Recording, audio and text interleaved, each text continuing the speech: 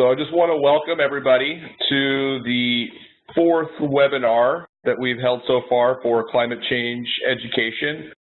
This week we have Dr. Maria Talero, who is the leader of Climate Courage Education and Organizing, and she's going to be giving a talk today on climate justice. Hi everybody, I'm glad to be here. Thank you, Justin, for technical support. Thank you, Marianne, for the invitation. I'm a community climate change educator here in Denver, Colorado. That means I'm an independent contractor. My organization is Climate Courage Education and Organizing. So what I do is I give workshops. I do public speaking on climate change. I'll be starting to do some leadership training in the fall. And I also run a community group called the Climate Courage Resilience Circle. And it meets monthly. And in this group, we're building a group culture of emotional resilience, education, and action in the face of climate change. I also administer a Facebook page called Environmental Courage, and I try there to post the most inspiring climate change related news and content that I can get my hands on. So if you spend time on Facebook, it's called Environmental Courage. You can just look it up and join. So now, more broadly about me, in my work, I'm focused on shifting the culture of silence and fear around the issue of climate change and creating contexts where we can wrap our heads around the most important dimensions of the climate crisis that we're actually facing, but without feeling completely overwhelmed, and in a way that builds our psychological and our emotional resilience. And I think this is really important. I think we urgently need to find ways to communicate about climate change much more effectively. And one of the most important aspects of that, I think, is understanding how big and how widespread the climate change and the climate justice movements are. And that's a story that isn't being told in the mainstream corporate-controlled media. That's part of the story that I try to share in my Facebook group.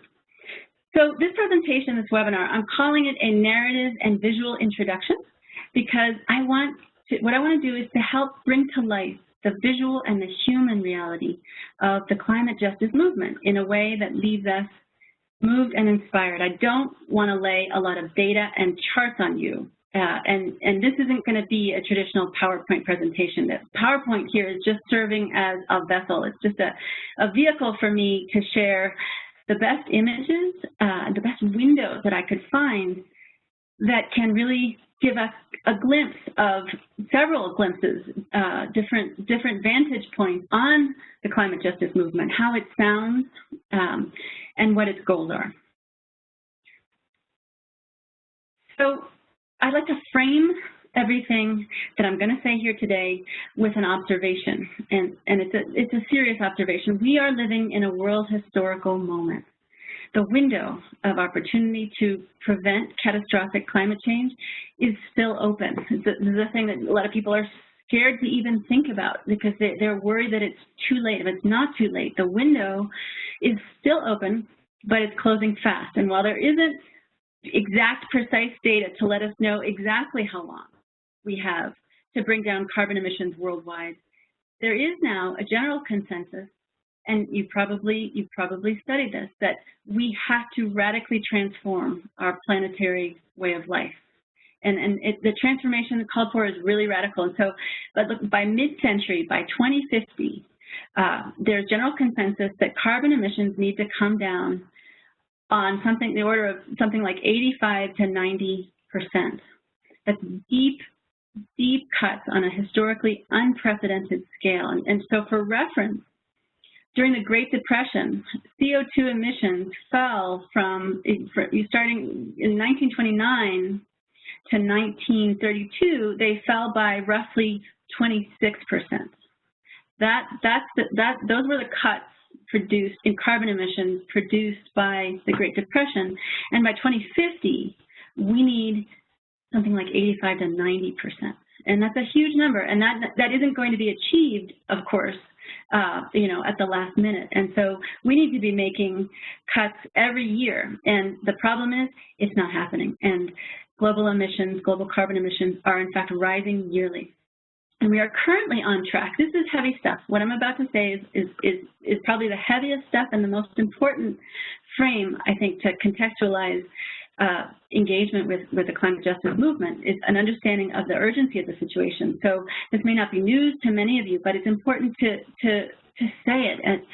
We are on track, according to the really mainstream conservative sources like the World Bank, the International Energy Agency, PricewaterhouseCoopers. If we continue the way we are planning to continue globally, we are on track for increase in average global temperatures by end of century of 4 to 6 degrees Celsius at best. And it's likely to be worse. And those increases, as many of you know, are catastrophic. They are possibly incompatible with organized human civilization. It's really heavy to think about because we're talking about the space of one lifetime. The end of century is within my own young daughter's lifetime. So in response to the urgency of this moment, we are seeing the emergence of a powerful new movement, the climate justice movement. And what this movement is it's a shift in global activism. So activists are redefining themselves, and many people are turning away from the identity of environmentalists, and they're embracing the identity of climate justice activists. Activists are redefining themselves, changing their strategies, and the two struggles, which have traditionally seen themselves and have been seen as separate struggles, the environmental struggle and the climate justice struggle, are coming together. And social justice activists are joining the fight against climate change in increasing numbers. Okay, so that's our frame.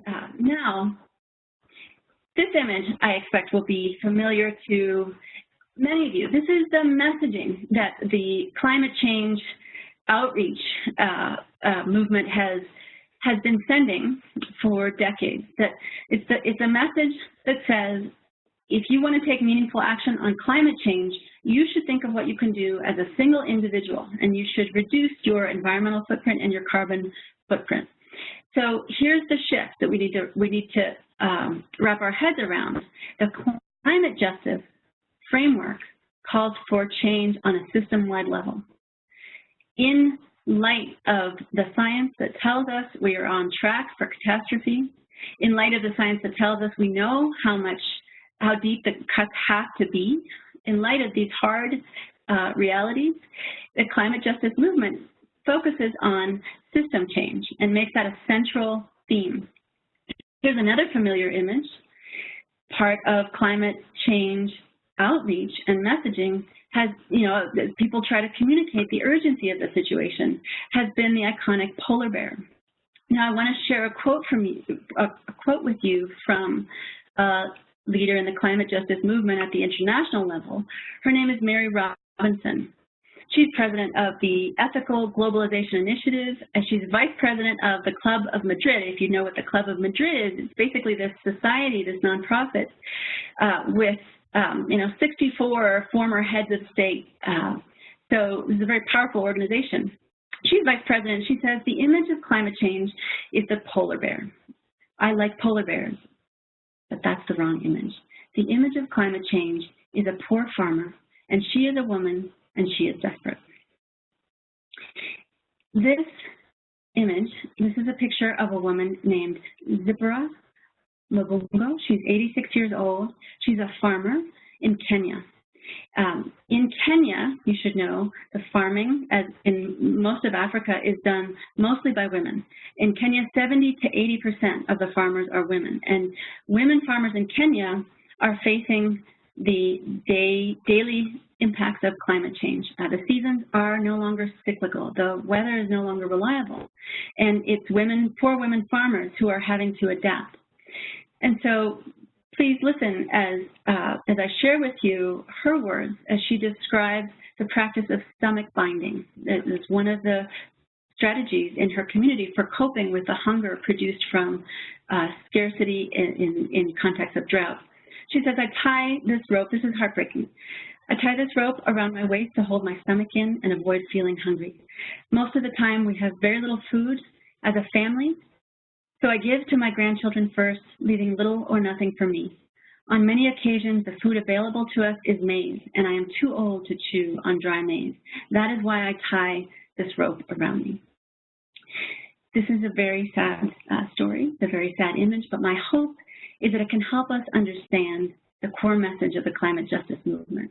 It's not that the polar bears don't matter. It's not that that reducing your individual climate footprint isn't important. It's that climate change is a moral and a human and a social justice issue. And the reality of climate change for millions of people around the world is one of life or death. And for them, climate change is not something in the future. It's already upon them, and it's already causing tremendous suffering. So thank you for opening your heart to the intensity of this story, of this picture. So and let's look at the big picture now, okay? So here's the reality. Climate justice is an emerging movement. So this perspective that I'm speaking from is an emerging reality. It's a movement that is being fed, has many tributaries from the people's movements all over the global South. It's fed by currents from the decades-long anti-globalization movement. It's fed through community-based action campaigns, sometimes referred to as blockadia. All of the struggles against the fossil fuel industry and extreme energy extraction, ranging from the tar sands in the U.S. and Canada to the Keystone XL pipeline, to oil drilling in Ecuador, to the struggles against fracking globally. It's fed by the North American environmental justice movement, an important tradition. It's also fed at the international level by declarations from social forums, from the UN and other international gatherings, and very importantly, it's fed by indigenous movements. So that's kind of a big picture. And here is a definition. Climate justice, this is from Rebecca Hall, who's a climate justice activist and scholar. Climate justice, she says, includes a focus on the root causes of climate change and on making the systemic changes that are therefore required, a commitment to address the disproportionate burden of the climate crisis on the poor and marginalized, a demand for participatory democracy in changing these systems, which require dismantling the fossil fuel corporate power structure, and a commitment to reparations and thus a fair distribution of the world's wealth. So now, what I would like to do is to change gears a little bit, and this needs unpacking. So I will pull out what I think are the three core commitments from this definition, and we're going to explore them with the aid of pictures and videos. So the first commitment, a commitment to understanding the root causes of climate change and to making the systemic changes required. So climate justice, the climate justice framework insists on critically examining the economic system that underlies the climate crisis. And different people working in different areas of the movement may use slightly different language. They may focus on unsustainable development. They may refer to the growth economy, the extractive economy, especially though the focus is on the role of private corporations and transnational corporations that often have more public impact than government. Here's a very cool graphic that I encourage you to explore in detail on your own later, and I'll send a link. It's from the Transnational Institute Economic Justice Program.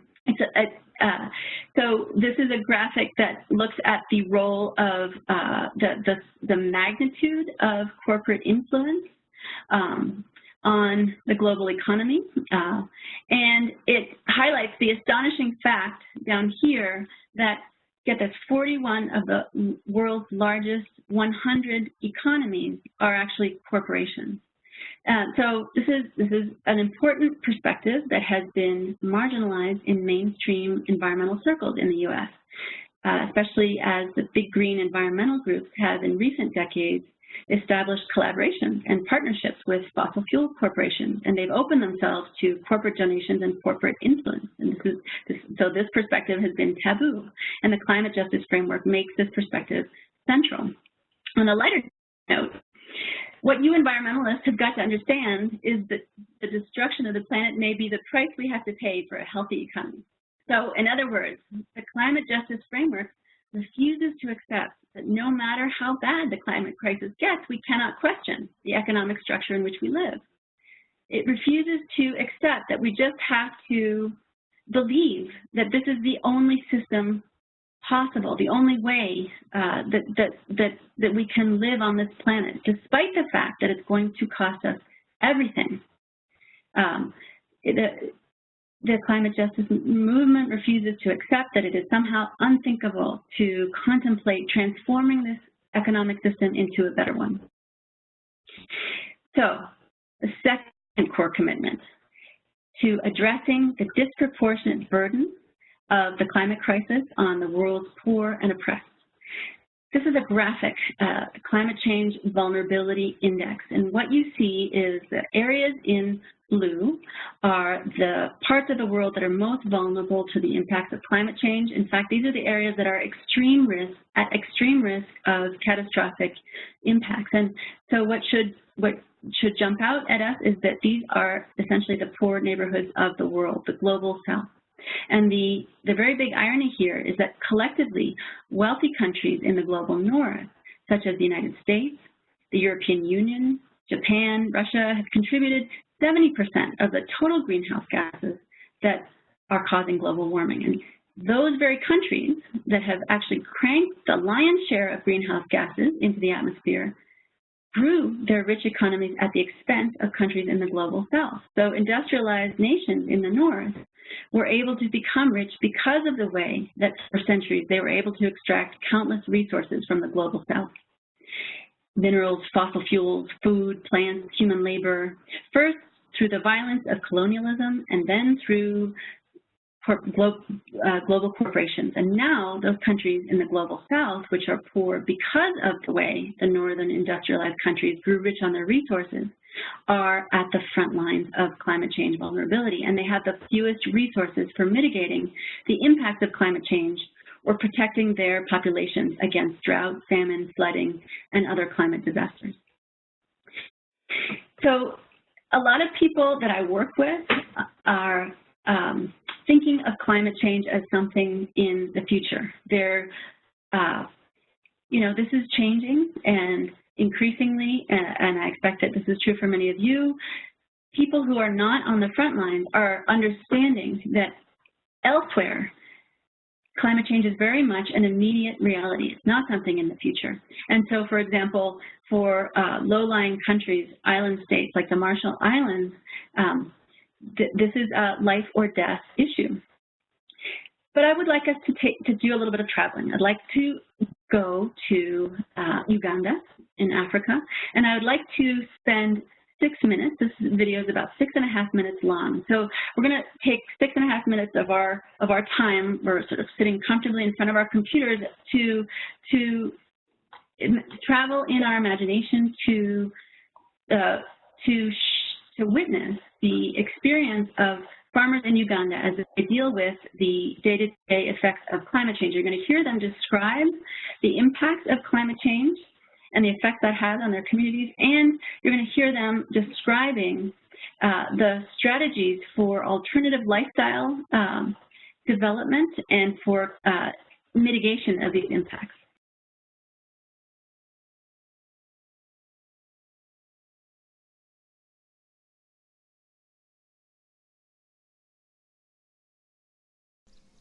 In Uganda, smallholder farmers are already feeling the impacts of climate change. Changing rainfall patterns are affecting key rights, such as the right to food and the right to health, with farmers being forced to take risks with their livelihoods. Our people used to grow things over a long period. So now we are just trying to take them to grow things on a lower, for a short period system so that they can have food. Otherwise, the challenge we get, almost the whole area, they don't have enough food because of short rain, which is we are facing these days. But on the beginning, people could dig throughout the year. So people, they had enough food, they could eat any time. And you find it, this time, probably they eat 1 meal a day because they cannot afford 2 meals. So that's a big problem we are facing because of changing of the weather in this area.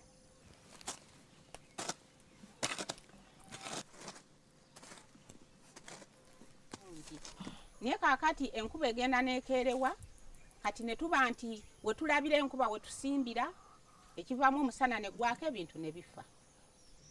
Ebiseera ebyedda bye yatonyerangamu ate neesukkawo ng'omwezi mu maaso kati oluusi abamu babeera basize esooka neetonnyayo ne basiga kakati ate we tusuubirira nti eba ejja kuba nnyingi omusana ne gwaka nga tetubisize ebisinga obungi bifa ebirala biyongobera kakati bwe tusimba mu budde buli enkuba wenyinyiitira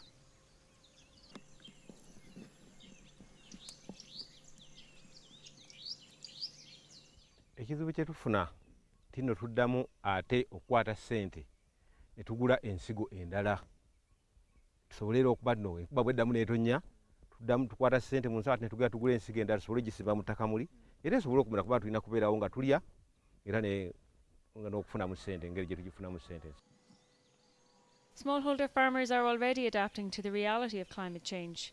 Primary coping strategies adapted by smallholder farmers include diversifying crops and diversifying livelihoods to reduce the risk of food insecurity and adapt to climate change.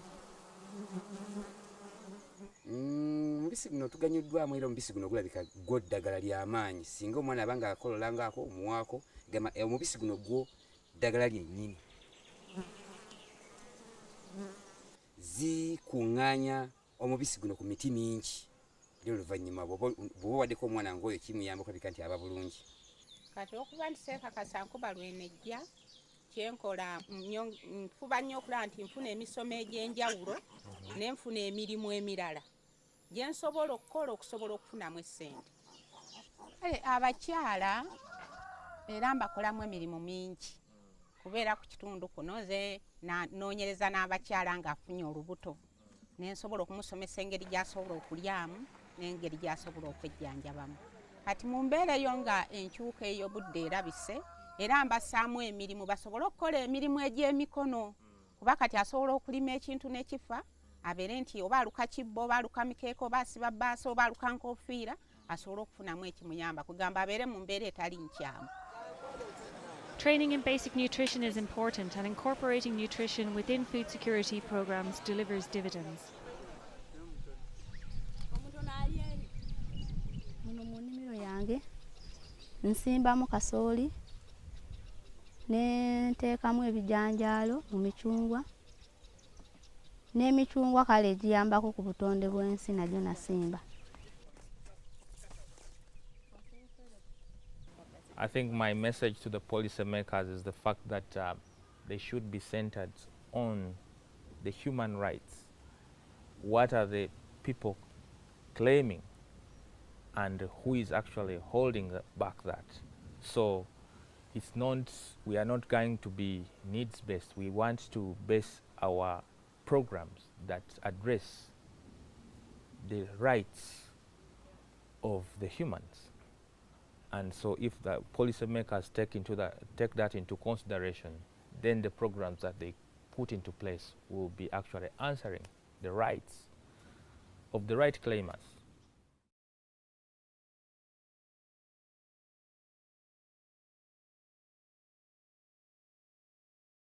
To take another journey. So what I hope that you heard, especially at the end of that last video, is you heard a perspective saying, you heard a man saying, what we're facing should be understood not as a needs issue, but as a rights issue. And this is central to the climate justice framework, that there is a right to clean environment. There is a right to freedom from global warming, and that right must be protected. And so the call is for support and assistance at many levels to the most vulnerable communities, which are almost always people of color around the world, and for support in helping those communities develop mitigation, adaptation, and resilience strategies. Now, here's another crucially important issue. What we're about to see is a video that was made in 2009 during the UN Climate Summit in Copenhagen, where agreement was reached on the idea of a 2 °C safety threshold, and the idea that above that, global warming should not be allowed to go above that level. And what's important to know is that that is a political agreement that is essentially arbitrary in that it was the best that the international community could agree to, and it's almost the only thing the international community has been able to really agree to is that should be regarded as the safety threshold, and that is highly questionable that in fact is safe. 2 degrees is likely not enough to save low-lying island states like the Marshall Islands from annihilation. And for Africa, it implies a full-scale humanitarian disaster for East Africa in particular.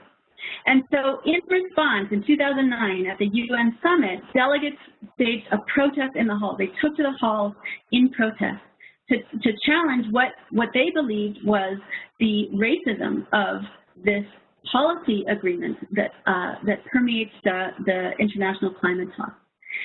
Okay, so in this video, this is for about a minute and a half, you're going to be exposed to the full brunt of the protesters' moral outrage, anger, fear, as they protest and challenge the emerging international consensus, which leaves Eastern Africa and other parts of Africa on the chopping block. And so I invite you to open yourself again to the emotion of this moment and to witness the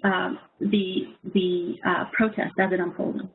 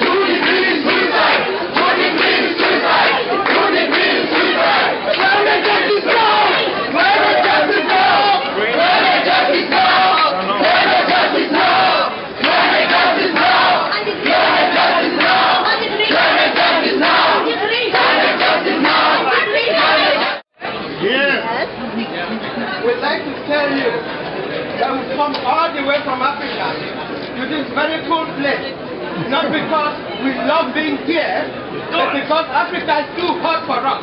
Yes. Africa is too hot for us, and we are saying there should be nothing more than 1 degree, because 1 degree, 2 degrees spells suicide for Africa. We are suffering enough. Africa should not be divided again. People should not take advantage of our poverty that has been caused by exorbitant lifestyle here, and we are not recognizing it and dividing our people again. We will not die in silence. Africa has been silent for too long, and you must listen to us. We're not asking for any aid. We're not begging. You have to pay for what has been damaged because we are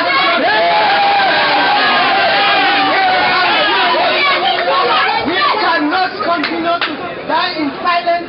Africa is being owed billions of dollars. We cannot allow this airspace to be grabbed again. The land was grabbed, but this time is the airspace, and it's a matter of life and death. We will not die in silence. 10 billion cannot buy coffin for Africans who will die. The last moment.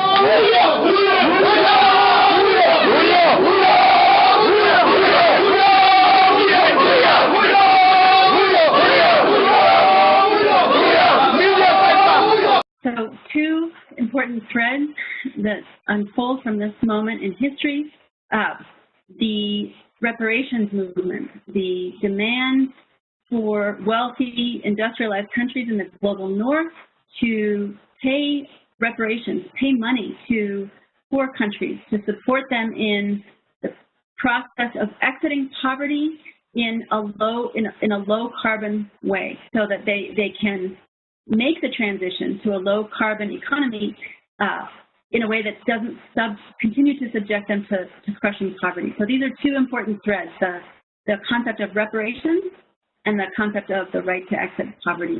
And we can explore those more in the question period. One more, journey now. It's important to see that climate change vulnerability is everywhere. There is no corner of the planet that will not be affected. This is a video that about 2 minutes, a minute and a half, that gives us an understanding of the vulnerable frontline communities here in the U.S. who will bear, but already are experiencing the brunt of global warming impacts. And this brings home the reality of climate change for areas that are, in our own neighborhoods. So this is 1 minute and 30 seconds. Climate change will fall hardest on communities that have been made vulnerable by inequitable and unsustainable policies.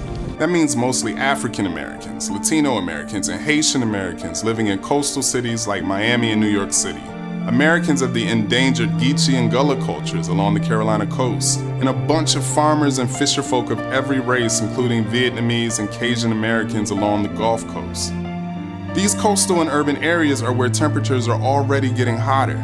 People have poor protection from power plant pollution here, and asthma rates are higher. And these are also places where the government has been slower to respond to natural and man-made disasters. Just think about what happened to communities during Hurricane Katrina and during Superstorm Sandy. Now imagine thousands of more storms like these. That's why climate destabilization is a human rights issue. It's why we call it a climate justice issue. If we're going to protect those made vulnerable by inequitable policies, then we need to demand clean power and build safe, healthy futures for all people. Do the right thing. Demand clean power. Okay, so if you're with me now, the third of what I was calling the 3 core commitments of a climate justice framework. Commitment to change the system and to ensure what is called a just transition to a new economy. That's important language, central to climate justice. And so the important thing to understand is that the climate justice movement is not only saying no to extreme energy extraction, to carbon emissions, to fossil fuels, but it's also creating a powerful new vision of what we should say yes to. Just the concept of a just transition, a new way of doing business based on principles of sustainability, equity, and justice. And this embraces incredibly important carbon-reducing strategies like free public transit for all, decentralized, community-controlled renewable energy, land distribution that supports small-scale agroecological farming, climate jobs, water rights, place-based, low-carbon food systems.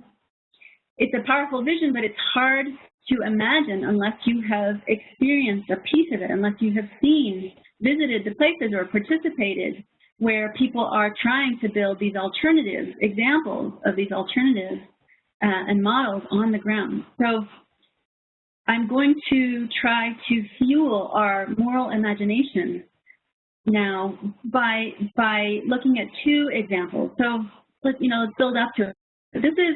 This is a scene from the aftermath of Hurricane Sandy.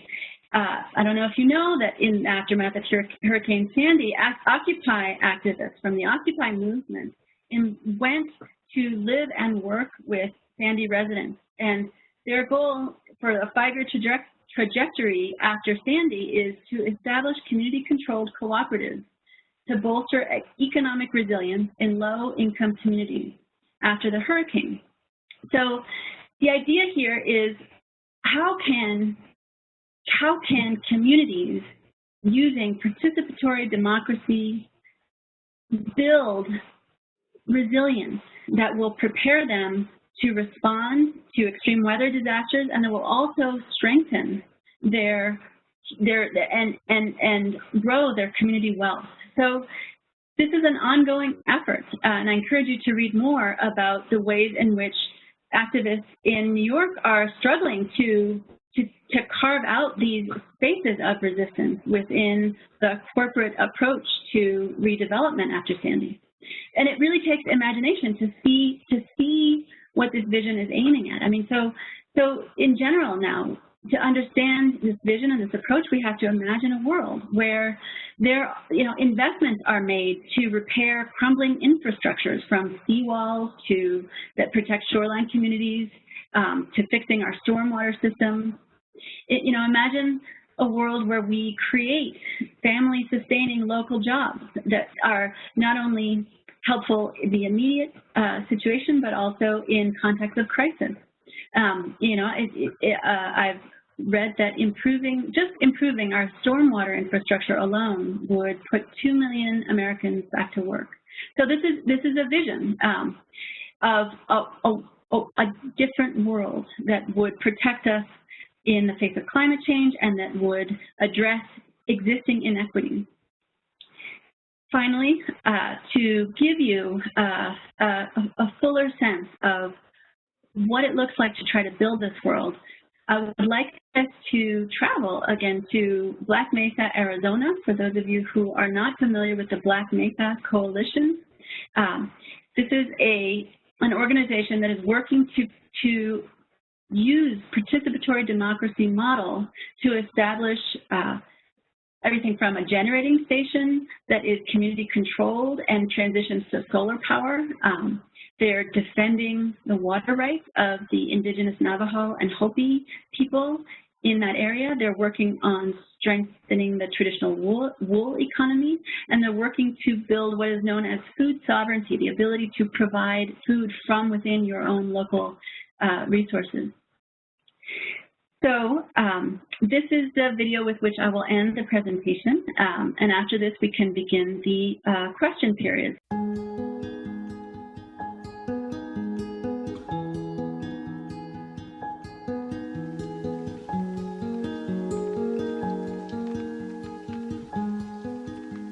For our people, water is central to our spirituality, our culture. A lot of our towns or our communities are named after water. Under Black Mesa is the Navajo Aquifer, so it's the sole source of drinking water in this whole region. It's prehistoric water. You can take it right from a stream, and it's better and cleaner and healthier for you than bottled water. When a spring isn't replenishing, it really has an impact on our spirituality and our way of life. A lot of our work for Black Mesa Water Coalition has been about how we protect our aquifer from companies like Peabody Coal Company. They still use about 1,400 acre-feet of water for their mining operations. We started to see the physical impacts. Springs were drying up. Peabody was using Navajo's water for coal mining, which fed the generating station.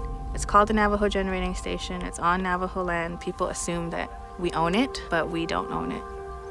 There's really not a lot of economic opportunities, especially where our world is at today. If we really want to continue to live in our communities, at some point we have to show that it is possible. That's why just transition is important. We are not about shutting down the mine, shutting down the plant, and losing all of these jobs. A just transition to me means we're intentional about ending the fossil fuel economy in a way that builds up an alternative economy that benefits our people. We can transition. We can do it ourselves.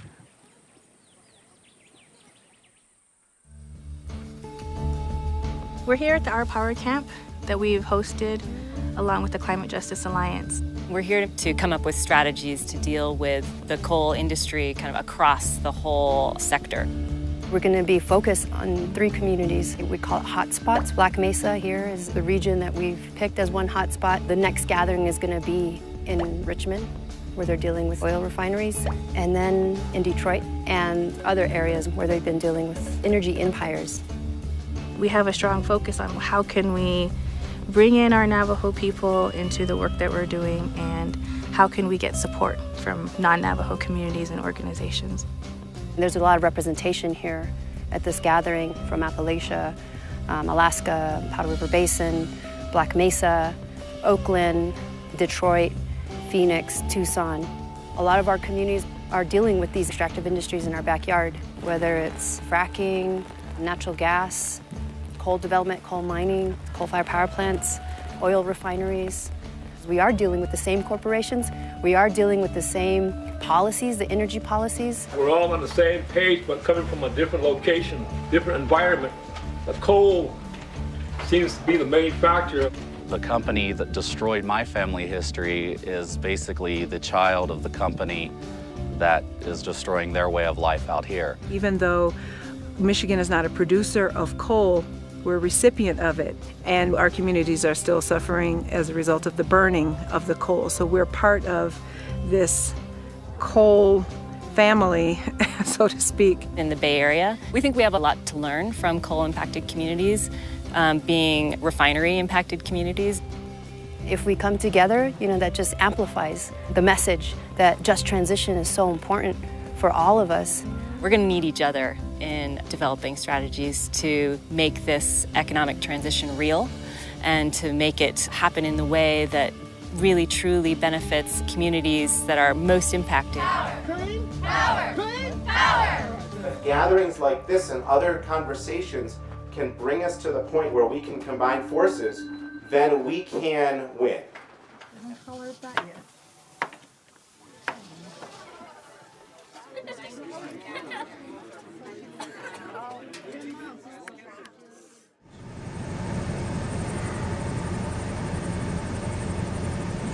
The Navajo Generating Station powers the 300-mile canal from Lake Havasu area to Phoenix and Tucson. It's called the Central Arizona Project. They call it CAP. What our solution is that we can power CAP with solar. All the lands on Black Mesa who have already gone through mining and are in various stages of reclamation and can't be used for anything else. Can't we put solar on those areas? There's existing transmission lines, there's existing infrastructure. And can we as Navajo people be owners of that?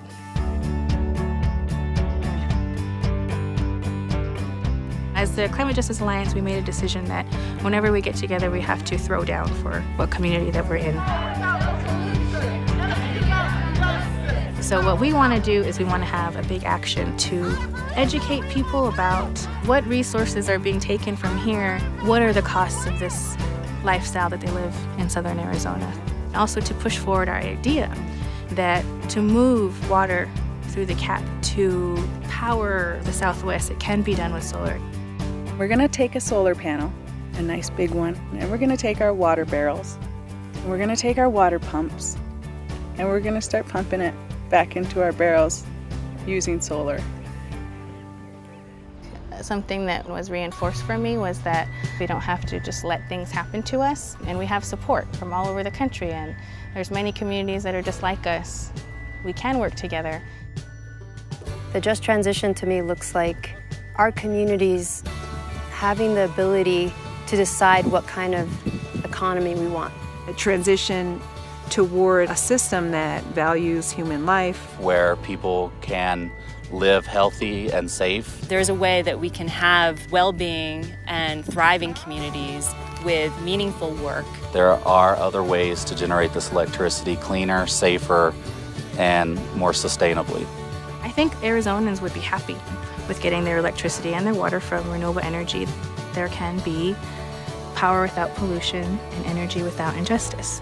The time is now. We're at a crossroads and continue on this business as usual path, or we can create solutions for our future generations.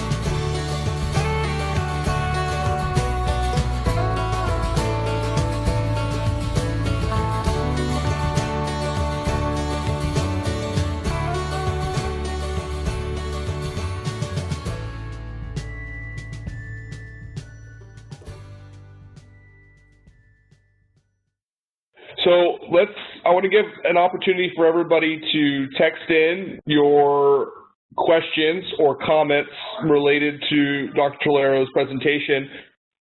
I know that I have a question, and I think that it relates to, well, the first thing I have is a comment, and the comment seems to be related to, it seems like environmental education and as environmental educators, it seems one extra added element of our role is this notion of civic education, right? Where it's not just the environmental processes that we're talking about, but it is learning how to collaborate, to share ideas in a participatory manner that seems to be critical when it comes to organizing and addressing some of these issues. Now, related to that, and this is going to be something that I'm going to be talking about in a later discussion on climate change and social movements, is this idea that inherent in the agenda of those who would promote climate justice is the real agenda of all the discussion around climate change among left-wing liberal groups in the United States. And this is one of those issues that seems to come up whenever we're talking about climate change, or at the kind of the very core of the disagreement in the United States, where climate science becomes the emphasis of disagreement, but what it really comes down to is it's a disagreement on the direction and trajectory of the political economy of the United States and of the world in relation to this new vision or this new model. Now, what do you think from your work, and how do we overcome this? Is it something we overcome? We just push forward and just ignore those people, or how does this? How do we navigate this process here? How do we address that? Yeah. So you're saying, you're touching on something important. You know, in different worlds, like in world of climate denial, there is a narrative that says, oh, you know, these are environmentalists trying to push through their radical agenda. Well, actually, no, these are really activists pushing their less radical agenda through under the blanket of environmentalism. And, you know, like the idea of a watermelon, green on the outside, red on the inside, right? Like it's a secret, like it's something to be, you know, hidden. Like, and I think that the thing to do with that is to turn it on its head, because the question is, what are the root causes of climate change? And that's a question for research and study. It's certainly not a question to try to dogmatically convince anybody else on, and there will always be a dogmatic perspective. But if in fact the root cause of climate change is one and the same, with the generating the in social injustices that the left has been fighting for decades, generations, then there is a sound reason to treat these things as one and the same problem. Here's a resource for people. What every environmentalist needs to know about capitalism. The authors are Fred Magdoff and John Bellamy Foster. So if you're studying this, if you're trying to, wrap your head around this challenge, I mean, this is a challenge that says, question the system. The system is responsible for the climate crisis. The system is responsible for bringing us to the edge of destruction. That means you should question it.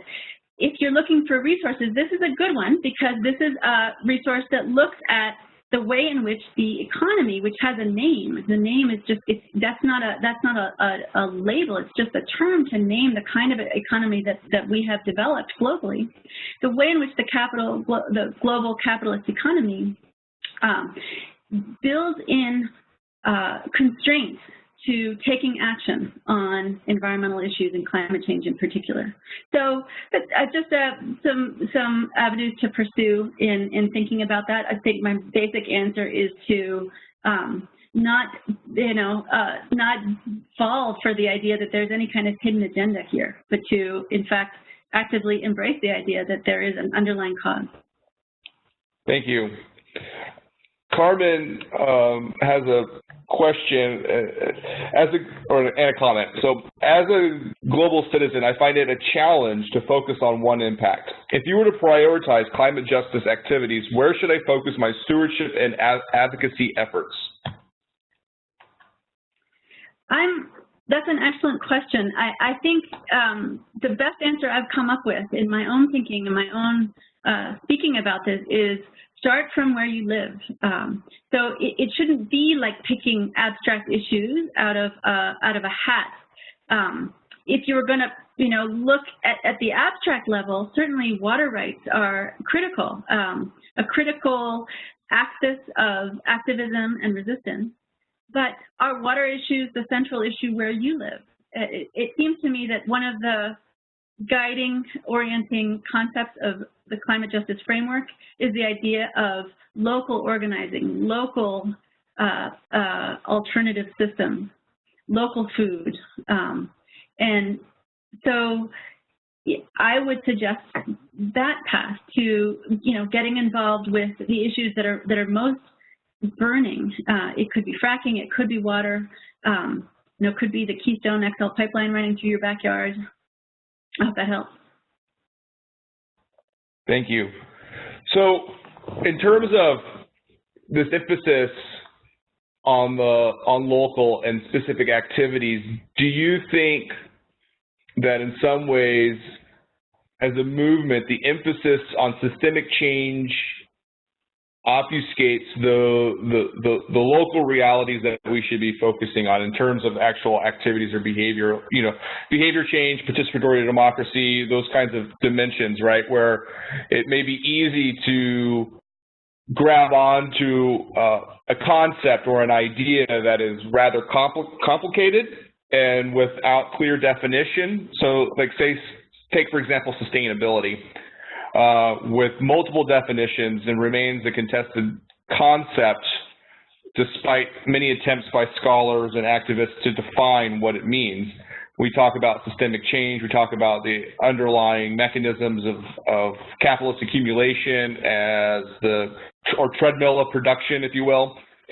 And so coming to a place where those ideas manifest into actual action, does that conversation detract, or do we need to maintain them in tandem as part of that narrative and reciprocating back and forth between each other? I would love to hear more from that questioner about what he or she has in mind by detracting. No, that's not what I mean by detracting. Is my question, and as a follow-up to Carmen's question.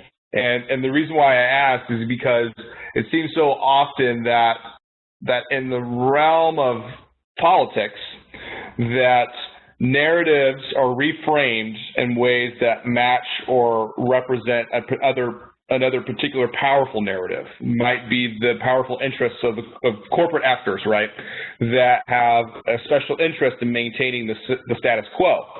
Now, if we talk about system change or what, it seems to me that it is so ambiguous as a term that it can be co-opted or moved or manipulated in a way that continues to serve their interests. And I guess the question is, do we maintain that narrative while emphasizing the local, or how do we navigate that? From the standpoint of somebody being an activist or as a communicator, and trying to find the best narrative as a means to activate, to engage, to motivate, inspire people to action. Yeah, so I think I'm picking up on the spirit of your question. You're thinking, hey, if a central part of climate justice is a kind of return to the local, then what do we do with this kind of narrative piece that says, well, system change is necessary, and is that piece open to being co-opted? Yes. And so surely it is. You know, that's what geoengineering approaches that promise to solve the problem with technological fixes that allow us to continue, you know, growing recklessly. That's a kind of, you know, sort of system level, you know, sort of quote unquote answer that is deeply problematic in many ways from this perspective. Precisely because it leaves all of these moral and social justice issues completely untouched, like they don't even matter. But also because you know, they may be inherently flawed technologies. In any case, so I don't know of anything that isn't open to co-opting. And here, I would say, I also can't imagine that the solution to this climate crisis is not going to simultaneously be local and system-based. We're in a situation where the crisis is so significant that very powerful planning, long-range planning by state is almost there's no way around it. We've let this go on for so long that action at that level is also necessary, and seems to me to be also going to have to be part of the solution. Thank you. And one last question, because I know we're running out of time, and I wanted just to make sure that we get this last question in. What is your, or what are your words of wisdom, suggestions for all of the stuff that you've presented here for environmental educators working with youth and adults in their communities? What is the takeaway that they should take away with this? Depends. Okay, so I'm going to say again, it depends what's happening in your community. So I would say that one of the biggest lessons in my work for me is people are moved by seeing other flesh and blood humans struggle and try to face reality. And so that translates into multimedia wherever possible over data and charts and abstract concepts. And then even better than multimedia is bring people to new spaces, bring representatives from organizations to classrooms. So youth climate change leaders, youth climate justice leaders. There's an organization called Earth Guardians that anybody who works in environmental education with youth and wants to make a connection to climate change, you should check out Earth Guardians. They're a climate justice youth organization that is actively